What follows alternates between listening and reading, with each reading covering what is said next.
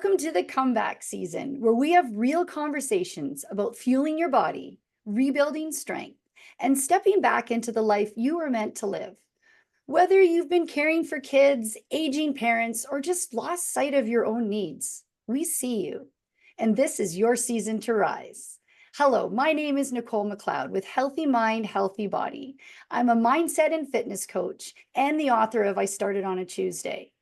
I know what it feels like to lose yourself in the chaos and still hold on to the hope that something better is coming.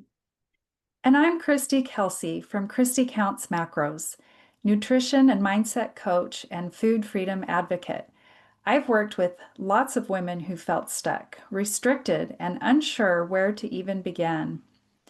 Together, we're bringing you honest conversations, healing truths, and real strategies to help you rise again, physically, mentally, and emotionally, whether you've hit rock bottom or you're just tired of putting yourself last. This space is for you because this is your comeback season and it starts right now. Welcome back to the comeback season. I'm Nichole, and today we are chatting about the foundation of our health, and that's sleep. We hustle, we grind, we push through on caffeine, but the truth is, when we rob ourselves of sleep, we rob ourselves so much in life. Did you know that sleep deprivation is linked to heart disease, weight gain, weakened immunity, and even mood disorders like anxiety and depression? Studies show that even one night of poor sleep reduces focus and reaction time the next day. And long-term sleep loss can literally take years off of your life. So today we're hitting pause on the hustle to talk about rest, because the comeback isn't just about pushing harder, folks. It's about recovering smarter. And today I am so excited to introduce to you Morgan Adams, who is a sleep expert and passionate about helping people reclaim their night so they can thrive during their days. Morgan, I'd love for you to start by introducing yourself and tell us a little bit about you and how you got into the sleeping world. Yeah, Nichole, thanks for inviting me on for this conversation. It's literally my favorite thing to talk about. So Well, I'm I was, glad because it's one of my biggest yeah, struggles. So let's do okay. Well, this. this is a good match then. Yes. Well, so my sleep story really started about 20 years ago. I had really bad insomnia that was sort of triggered by a relationship stressor. And I had what they call sleep onset insomnia, which is basically a fancy way of saying having a hard time falling asleep. So I would lie awake in bed, tossing and turning, waiting up, 1 to 2 hours before I could fall asleep. And after a few months of this, I got really tired of it, literally tired. And I ended up getting in touch with my primary care doctor and was prescribed Ambien, which is a very commonly used sleep medication, which I'm sure most people have heard of by now. And I, at the time, was a pharmaceutical sales rep.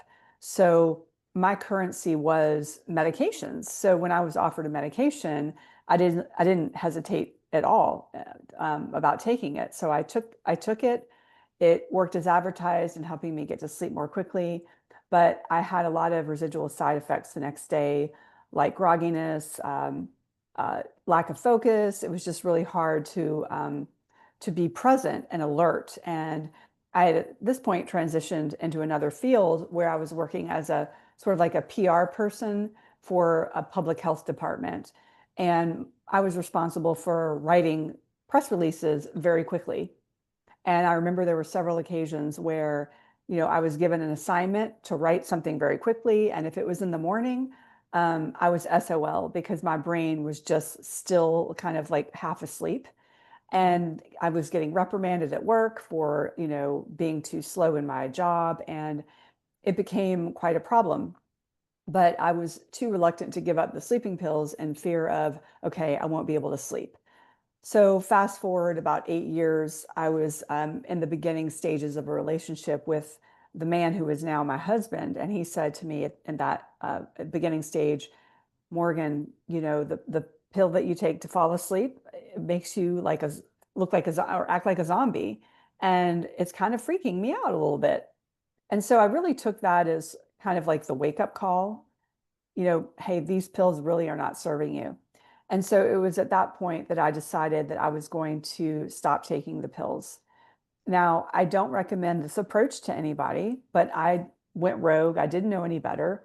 I just sort of like did it myself. I kind of went off the pills myself without the guidance from my prescribing provider.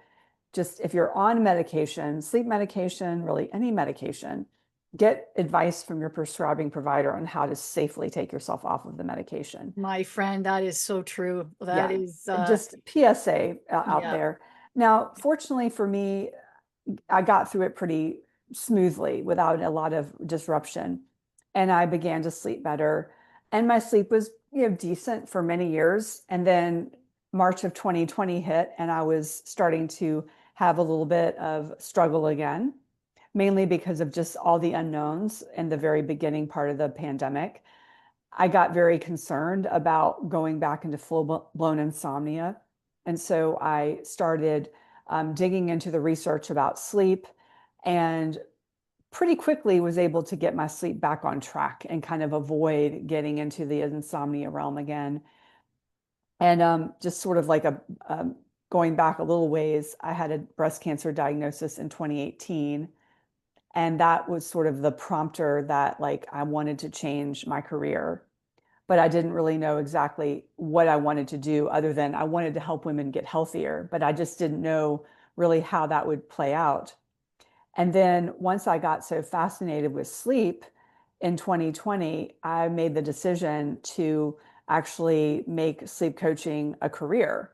So I, went to health coaching school, sleep coaching school, and got a bunch of certificates. And that's when I launched my sleep coaching practice in 2021. And really, I'm doing this because I do believe that sleep is the foundation yes. upon which the other pillars of health are built. There's the three main pillars: sleep, movement, and nutrition. And really, if you think about it, you're not going to do great with your nutrition or your movement if you're not getting adequate sleep.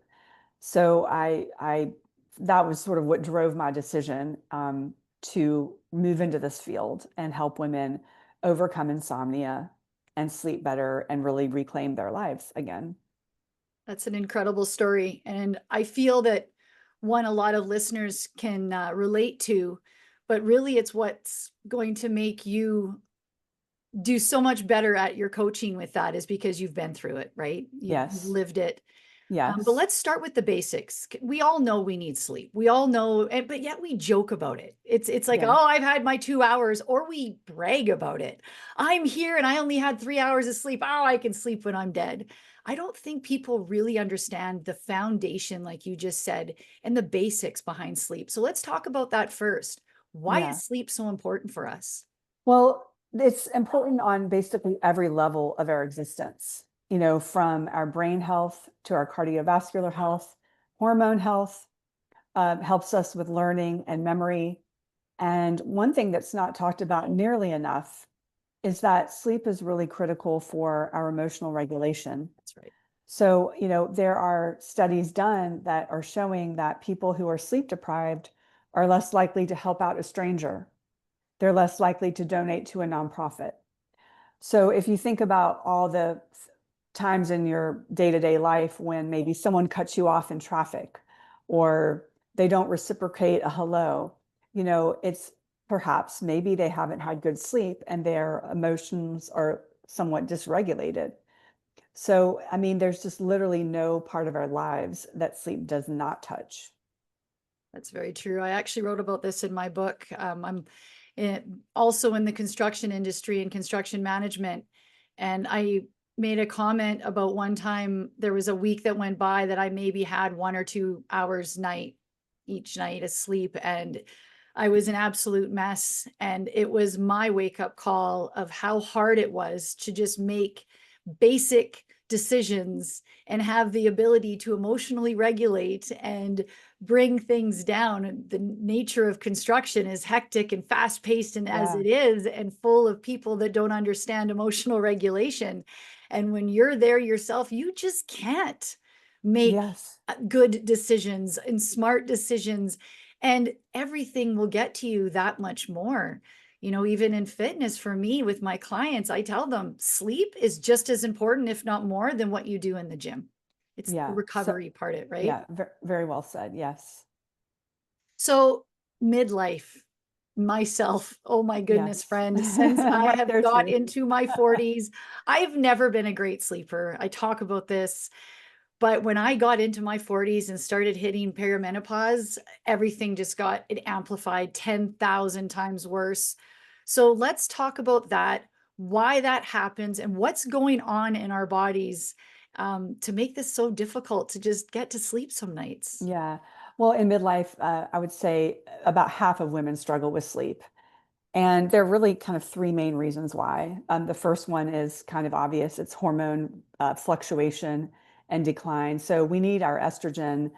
Our estrogen actually helps create serotonin, which creates melatonin, which is our sleep hormone. Our estrogen also helps us with temperature regulation. Um, and so, that's when all the night sweats and hot flashes come in. When our estrogen really plummets, we're more likely to get overheated at night. Then our progesterone starts to kind of waver, and our progesterone is really that hormone that's sort of our natural chill pill. It's working with the GABA receptors and it's helping with anxiety. So you can imagine when the progesterone declines, anxiety ramps up. And then the second reason is we as women in midlife are more prone to having anxiety and depression. And both of those actually leave you more vulnerable to insomnia and sleep issues. And then, really, the third reason that we're having more trouble in midlife sleeping is because of sociocultural roles.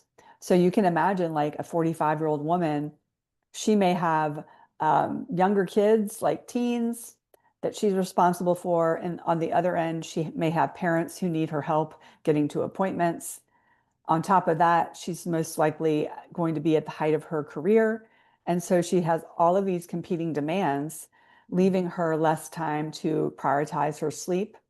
Or maybe if she's trying to prioritize her sleep, maybe the anxiety is getting the better of her, and that's creating difficulties falling asleep and staying asleep.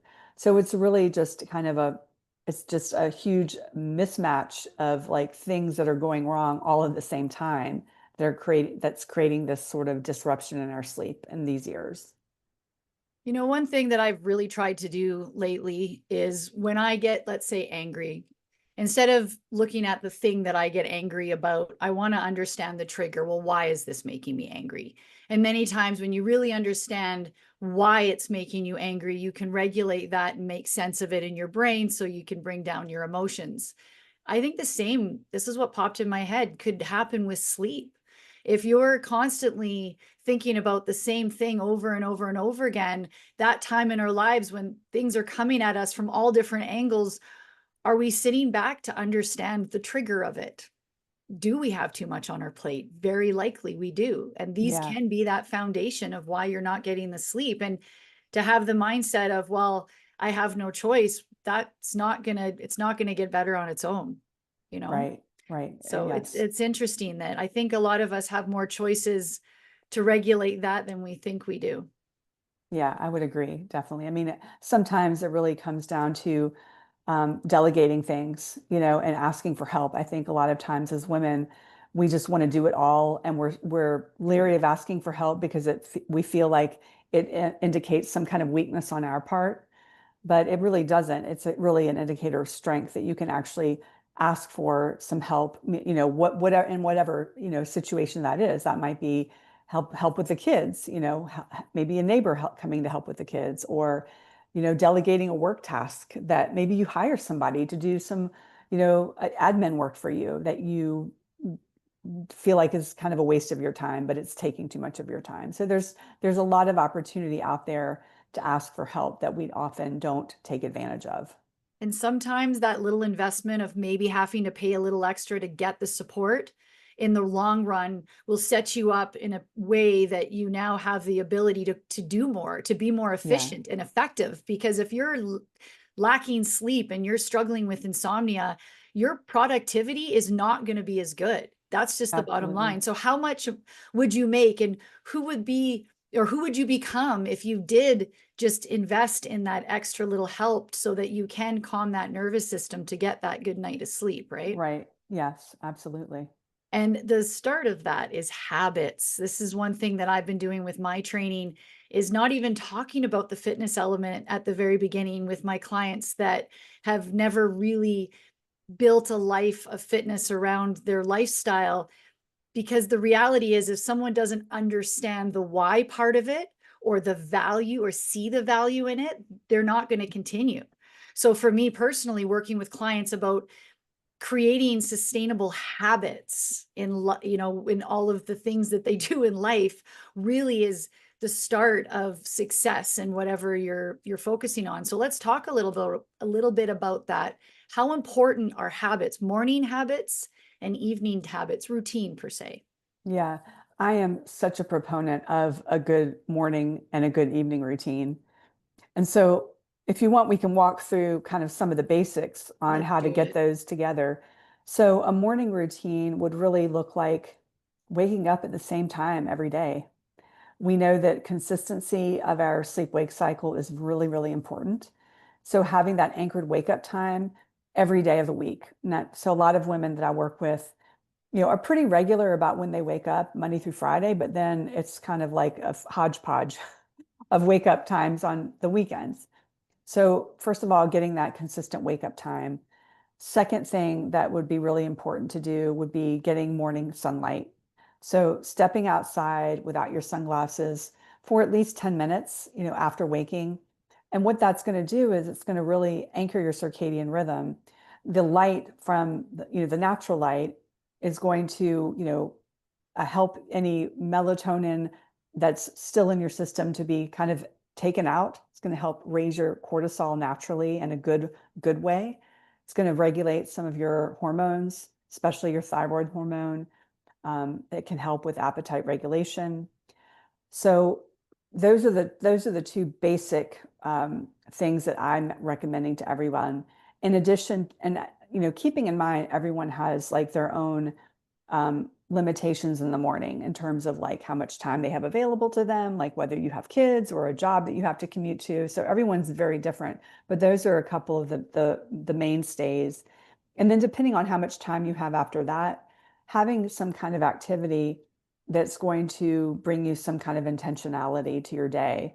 So like, and that can look very different for a lot of people, but maybe meditation, breath work, journaling, Yeah. really a way to come into your day with a sense of purpose and intention so that you feel like you have some control over your day. Because if you are just like literally like waking up, starting to scroll on your phone immediately, you've kind of taken the power away from yourself. You're kind Yeah. of letting other people kind of dictate what you're going to do. So really taking that intentional time for yourself, I think, even if that's just 5 minutes, doing that in the morning is really powerful. You just said the key thing there. Just takes 5 minutes. And maybe it doesn't take 5 minutes. Like I have my morning routine is it takes about half an hour, I'd have to say, but it doesn't have to take long. Yeah. People have in their head that, I can't do that thing. I have so much going on. Well, what would you say if I told you that taking 10 minutes to yourself, tapping, breath work, a happy light, if you're in a part of the world that doesn't get sunlight, a lot of it at least, these little strategies that you can incorporate into your morning will make all the difference for the rest of your day, your stress levels. And then your brain starts to go, okay, I got this. This is a routine I can get past. And that's when you start seeing the changes. For me personally, when I got rid of the phone and started doing my prayers and meditations and had a routine, it made all the world of difference. For our listeners, do you think we could go over what your routine is, Morgan, in the morning? Yeah, we could definitely do that. Yeah. So I do pretty much practice what I preach. I'm waking up around the same time every morning. I go outside. Um, I wake up a little bit earlier than the sunrise, so I have to kind of wait a minute for that to happen. I take my dogs for a walk when the sun comes out. I come home, I have a high protein breakfast. I forgot to mention that. It's really important to have some kind of breakfast. From a circadian perspective, it's really good to have your first meal about an hour after you get up. So kind of syncing your meal timing with the light and dark is really important. So shortly after sunrise is really when you should be having your first um, meal, and high protein, I was I'm going to say, sure. make sure it's high Yeah, protein too. high Yeah. protein. I mean, Yeah. you don't want to really have like, sorry, but like a bowl of cereal is just not really going to give you the protein that you need. Yeah. Um, and then I will actually take another walk with my dogs. And then I will, well, actually, I do a little meditation right after I get up. I forgot that part, about 10, 15 minutes of meditation. And then after I've taken my dogs for their second walk, I just I get my workout in. I'm really a very big proponent of regular exercise, as I'm sure a lot of your audience is, and it's a really good way to regulate your circadian rhythm. Is with that consistent exercise, especially in the morning, is a really good time for most people to exercise. I personally do that because I feel like it really wakes me up. And another benefit of morning exercise is that it starts your day. You're really knocking off a hard task in the morning. And I don't know about you, but like, and I'm sure people can relate, like sometimes your day gets hijacked by other people's demands. And it's very easy for us to like intend to work out in the afternoon and then things go awry and like maybe you don't get to your workout. And I want to set myself up for success. And that's why I really work out in the morning. So yeah, my morning routine is a little bit longer than I think probably the average person, but I don't have kids and I work from home. So I have a little bit I have the luxury of a little bit more time. But like I said earlier, you just kind of have to make it work for your own lifestyle and your own level of, activity. Habits are absolutely the foundation of that too. You mentioning with your morning workouts, it's the reason why I work out in the morning as well. But there are times in life where we need to learn how to set our non-negotiables too, and that absolutely is part of sleep as well. So having the things that are just there's no negotiations for. One for me now too is my evenings. Mm, Winding down is just as important for my morning, like as my mornings with having my morning routine in the evening is just as important to make sure I check off the list of all the things. One thing for me personally in the evening for a habit is writing down my day and processing it before I go to sleep. So if I did, especially if I had a challenge that day or a roadblock came my way, it's very important to make sure your brain knows you're still safe and it's okay. And the rumination all night long in your head doesn't need to happen. And writing down your day, the obstacles you faced, why it's really not as bad as you may have felt it, and what your go forward is from that point, I have found really helps me. And the second thing is journaling. Yes, my day, but what my next day is going to look like and having a plan. So when your yeah. brain is organized and you just feel better. So my evening routine for sleep is just as important in my opinion. Yeah, I love what you said about writing everything down. And that is actually a strategy that I use with my clients, especially the ones who have a very busy brain and Yeah. find that their brain gets kind of overwhelmed with things that are swirling that are that are not wrapped up for the day, like things that are just worrisome that are carrying over. So the technical term for it is constructive worry exercise. So that is taken from a technique called CBTI, cognitive behavioral therapy for insomnia. And it can be as loose or as structured as you want, but the way that I teach my clients to do it is you take a sheet of paper, you draw a line down the middle. On the left-hand side column, you write problems, worries, and on the right-hand side column, you write solutions. And you're literally just listing out every single problem that you feel like could potentially keep you up. And then you're addressing it with like one solution. It could be the one next step towards getting resolution. You don't have to solve the entire problem, but like, what is the next step to getting resolution? And the idea behind this whole thing, and some people call it brain dumping. I mean, there's Mhm. various ways of orchestrating it, but essentially the bottom line is you're getting things out from your head onto paper so that if you wake up in the middle of the night or you have a hard time falling asleep, you can address with yourself the fact that you've done your, writing exercise. There's nothing literally you can do about these things at 2 in the morning. In fact, you shouldn't even try to problem solve at 2 in the morning because your brain is not operating at its fullest capacity. So you Oh don't want to man, be though, if doing you're that. anything like me, this brain sometimes just doesn't stop. So one little silly thing that I've started to do is have a pen and paper near my bed.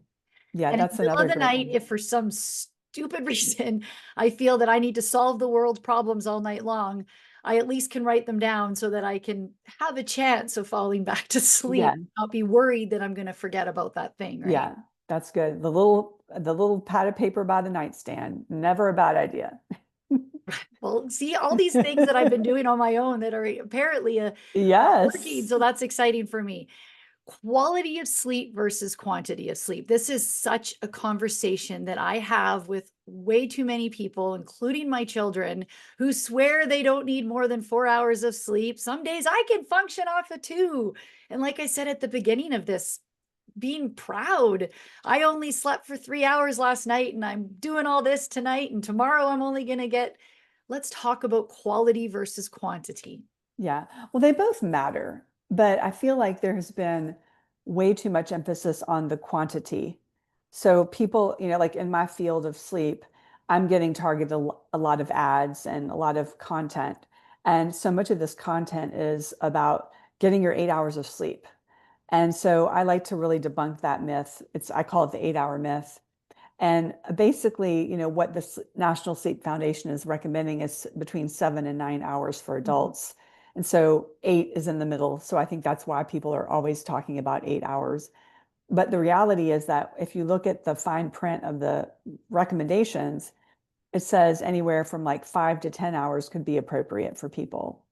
5 hours is really an anomaly, though. I mean, we're talking probably 1 in 1,000 people have the gene that enables them to be what we call short sleepers and function appropriately. So when the slippery slope is when you go under 6, really. But I think everyone needs to kind of figure out what their ideal number of hours is.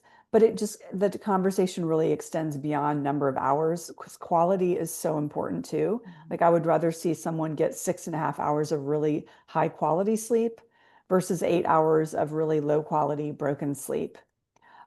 So quality really pertains to how much REM and deep sleep you're getting, and also what is your sleep efficiency. So this is a term that is, I don't think is talked about very much, but sleep efficiency is essentially a math equation telling you how much time you're sleeping out of the whole entire time you're lying in bed. So what you're really shooting for is 85% sleep efficiency. And Mhm. that allows you some time to fall asleep. And it also builds in a little bit of a cushion for a couple of wake ups during the night because wake ups are normal. Like they are totally a normal part of our sleep system, especially in midlife and beyond. But then, so quality and quantity important. But actually, what's even more important now, as of like 2023, based on two major studies that each had thousands and thousands of people in them, is the consistency piece. I alluded to that a little bit earlier in the wake time. What they did was they actually tracked people, and they found that people who had more consistency with their sleep and wake times had lower all-cause mortality rates and lower rates of disease, especially cancer and cardiovascular events. That's huge. That's And huge. what they were showing was that, like, really the good place to be in was having 30-ish minutes of variation in your sleep wake times. That population fared better in terms of their health outcomes. And then the people who had the least consistency of like 3 hours plus or minus, they were faring the worst in terms of their health outcomes. Hmm. So really what we take away from this from a public health perspective is really moving the conversation about sleep into focusing more on consistency than like number of hours logged.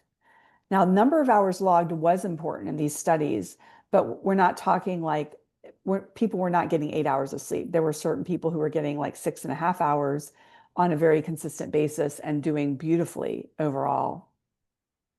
So if I you can keep your sleep wake windows within about plus or minus a half an hour on each end, you're doing really well. And also, this is really interesting. This was a while ago, but I thought this was pretty fascinating, especially for women who are concerned with body composition. They did a study showing that women who had 60 minutes or less of variation in their sleep wake times had lower body fat percentage than women who Interesting. had more than 90 minutes of variation in their sleep wake times.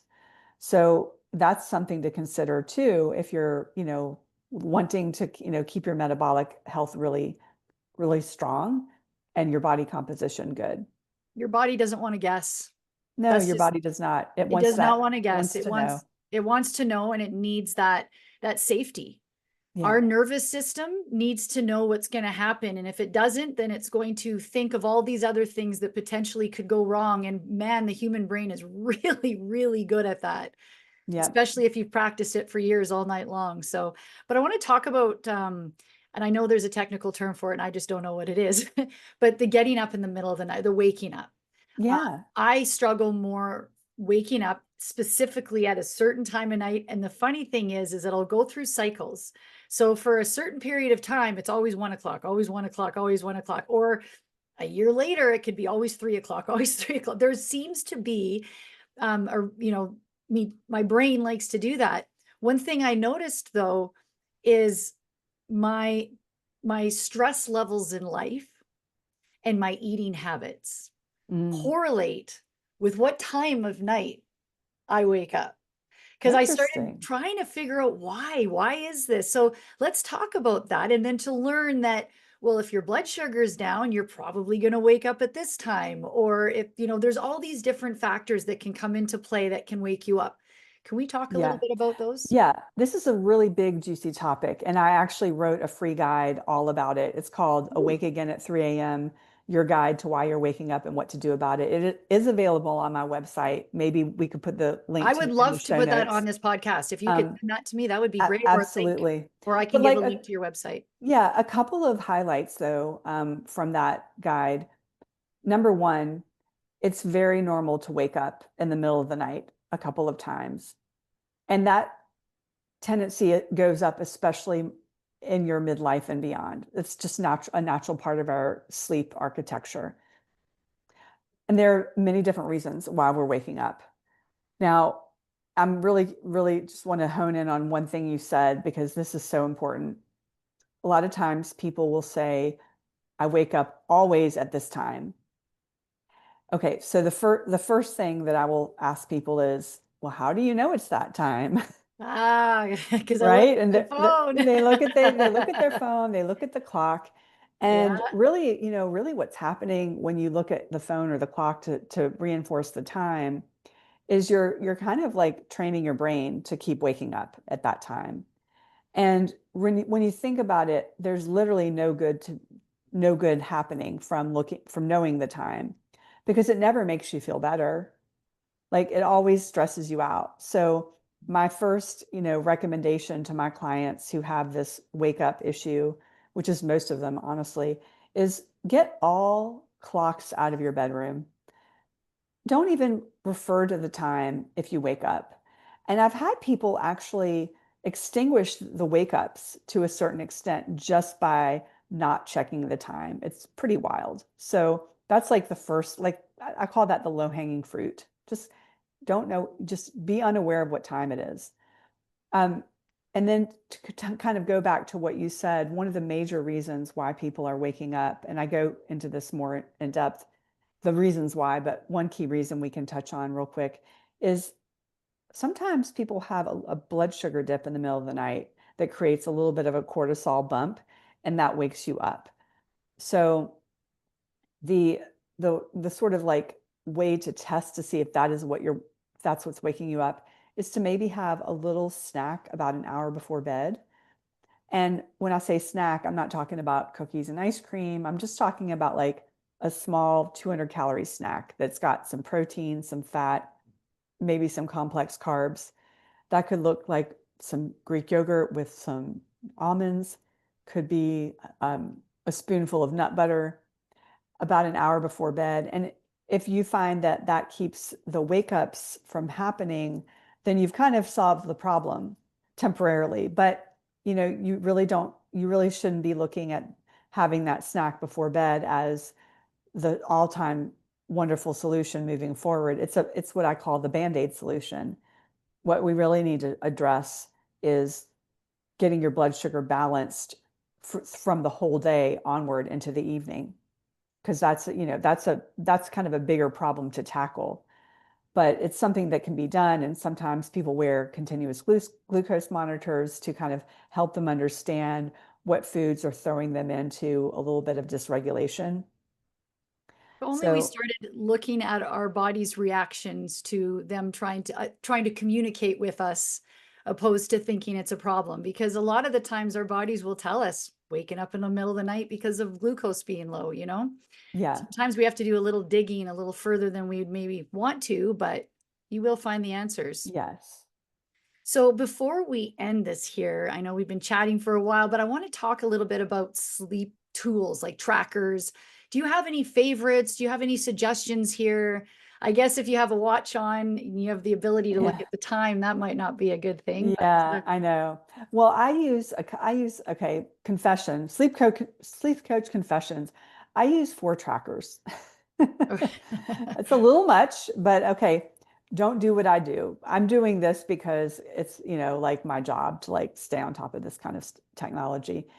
But the two sleep trackers that are, popular and consumer grade that I recommend are the Whoop Band. I'm holding it up on my wrist. Now, the Whoop Band does not let you see the time. It's just there's no interaction with the actual band. You have to see everything on your app. Um, the Oura Ring obviously goes on your finger. And these are both really good tools that I have been using I think I'm 5 years into Whoop. I'm almost a year into. And I really like these tools a lot. Um, but I'm not really a proponent for everybody having a sleep tracker. And the people that I really sort of, you know, try to talk them out of it, honestly, are a lot of my clients. The clients who come to me quite often have anxiety about their sleep. Um, they get very riled up about like a bad night of sleep, or um, they get easily upset if they see that they have not much deep sleep. And so what happens is the tracker almost perpetuates sleep problems because they get so fixated on the numbers. Mhm. So if you fall into that category of insomnia, you may want to just hold off on a sleep tracker. But they can be really useful tools for people who are wanting to just optimize their sleep, and they want to have sort of a broader understanding of what's making them sleep better or worse. And if you can look at your dashboard and make decisions about different habits that may impact your sleep, that's wonderful. But if you're really not going to look at it, if you're going to like see the stuff on your dashboard and be like, oh, I don't care, like it's kind of a waste of your time and Yeah. money, you know? Yeah. I think one thing that we need to talk about though is the fact that the biggest thing that you need to be concerned about is how you feel about your sleep in the morning versus what the tracker tells you, because the tracker can be wrong. And I will give you an example of this. Yesterday, I got like all of my trackers said I did excellent with my sleep. I felt like garbage all day long yesterday. I felt like I'd had like 5 hours of sleep, even though the tracker said I was like a rock star sleeper. So you can't always fully trust that the tracker is accurate, especially for your sleep staging. So the REM and deep sleep, those measurements are not always accurate. So just take the tracker with a grain of salt. It is not the all be all end all gospel of how you're doing with your sleep. More of another tool that you can use as an indication, I guess, at Yeah, times. But yeah, so let's right before we close off here, we didn't touch on the importance of sleep hygiene and a good, like a cool room, comfy bed, clothes. Let's talk about that really quick here. Give some practical tips that people can use that'll take yeah. their sleep to a next level. So let's talk about like what we intake in our mouths before sleep. So we want to be careful about having a caffeine curfew. We really want to avoid caffeine 10 hours before bed. Some people clear caffeine more quickly than others. So I kind of err on the side of caution and say to people, why don't we just kind of have a caffeine curfew of like 12 noon or 1 o'clock if you go to bed at like the regular kind of standard average time of 10 o'clock.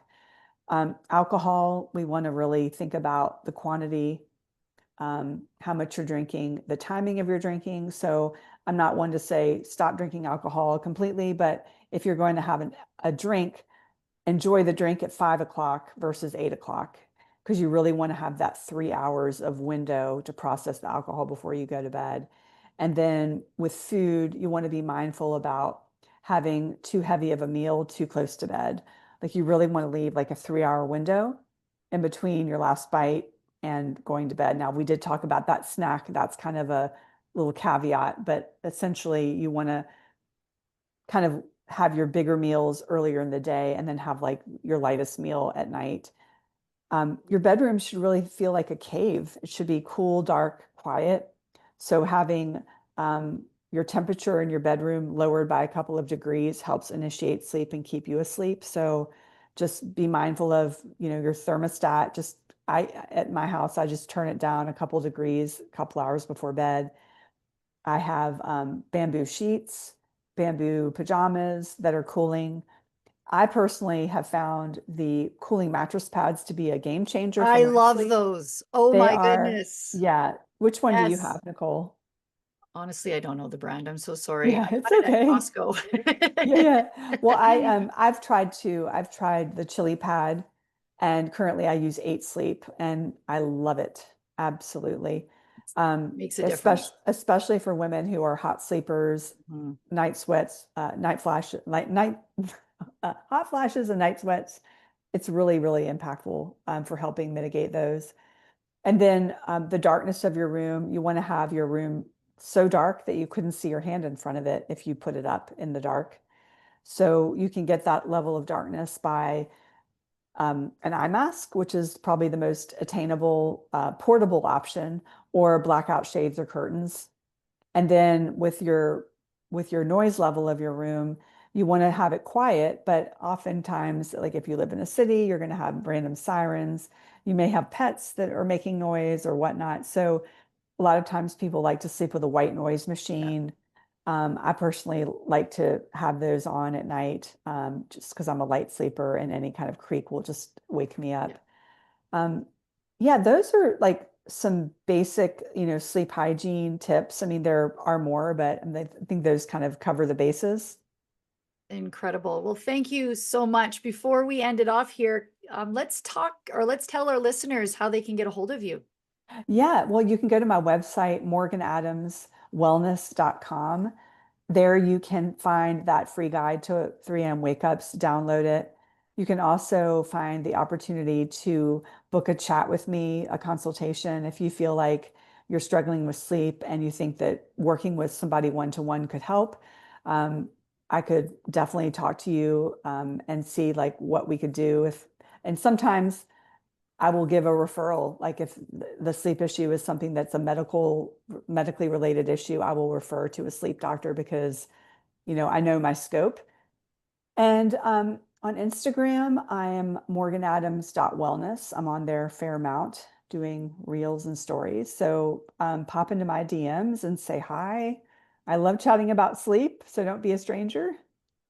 That's awesome. Well, I hope people reach out to you because Morgan, this has been so good. Thank you for sharing your wisdom, your tips. Oh my goodness. Because here's the reality, sleep isn't just rest, it's full recovery, it's renewal, it's literally where our comeback begins. So, to everyone listening, I want you to take this episode as your reminder that your health starts in your bed, literally, not at the gym or in the office. If you've been pushing through exhaustion, maybe it's time to flip the script and start honoring your need for rest. Because when you sleep well, you rise well, my friends. And it isn't that what the comeback season is all about? Thank you for tuning in. If this episode resonates with you, share it with a friend who needs a reminder to rest. And don't forget to subscribe so you never miss an episode of the comeback season.